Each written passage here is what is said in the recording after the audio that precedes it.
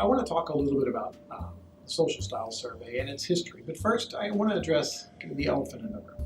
We've all taken one of these kind of surveys, whether it's Myers-Briggs or DISC's assessment or 5LB or competing values or which Mighty Morphin Power Ranger are you? I'm a blue, clearly.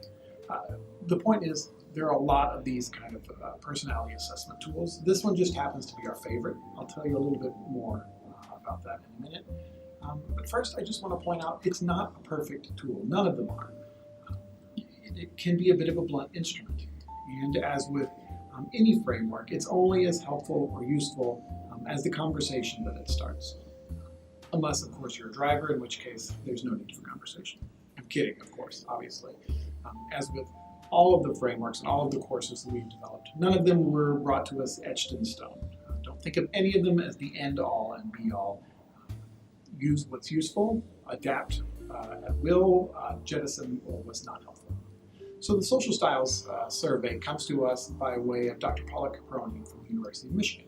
And her expertise is in power and influence. Technically, it's ethical and sustainable power and influence, and I guess in this day and age, that's kind of an important caveat. So Dr. Caproni and the folks in Michigan who developed this tool see it as a tool to help effectively communicate and build relationships. And it starts with the acknowledgement that we all have some level of power. And the power itself is neutral. It depends on how we choose to wield that power. And I bet if you were to turn on CNN right now, you might see any number of ways in which power is being wielded across the world. We'd like to suggest that you use your power responsibly. Now, in a perfect world, we wouldn't need this kind of teaching. In a perfect world, only the most amazing ideas and the most prepared people would win. In a perfect world, all decisions would be made in favor of the greater good. But, as my 6-year-old daughter says, even though I'm pretty sure she has no idea what it means, spoiler alert, the world is not perfect. We live in a busy and chaotic world, and things are not always awarded based on merit or even effort. Again, just turn on CNN. So let's dig in just a little bit deeper.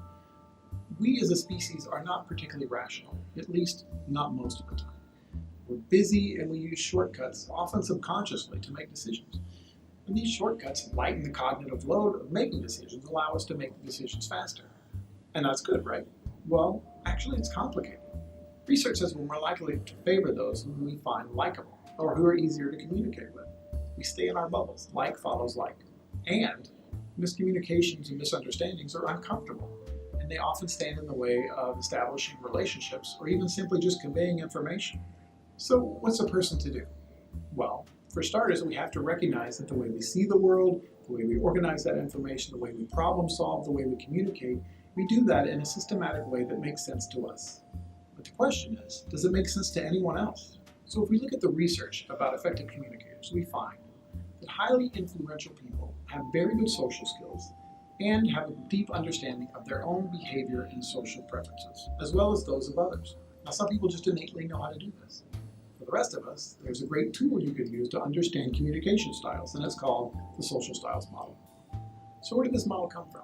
Well, it was devised by these industrial psychologists in the 60s who wanted a tool that would A, help predict leadership. It didn't.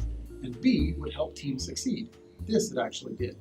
Now, people in the leadership development world caught wind of this in the 90s and collectively thought, now here's a tool that can help people across many different job functions to better understand their own behavior, to see how others see them, and to understand how their styles can help or hinder them in achieving their goals. I know it's a mouthful, but they really thought this.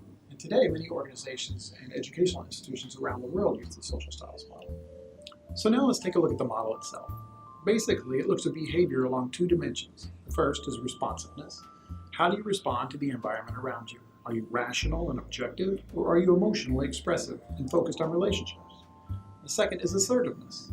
How much push or pull do you exert in an environment? Do you push your ideas, or you tend to coax them out of others? Why is this model useful? Well, because it's simple, observable, and social. And from these 2 dimensions, 4 styles emerge: analyticals, drivers, amiables, and expressives. Analyticals are task, data, and process driven. They're serious, they're reserved, they're methodical and cautious, they're disciplined, they question, and they can be a slow decision maker because they're wanting evidence. driver is results and bottom line driven. They're serious and action oriented. They're assertive and controlling. They're formal, bold, and direct. They're more quick decision makers. They want clear and organized options, and they're looking for the win. The amiables are relationship driven. They're cooperative and respectful. They're relaxed, and they show emotion.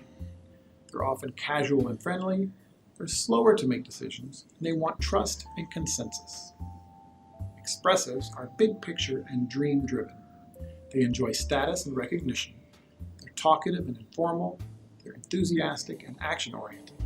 They're more quick decision makers, and they want recognition of vision. There are 2 points that I want to make. The first, as the developers of this tool learn, it is not a predictor for leadership. Leaders don't come in a specific style.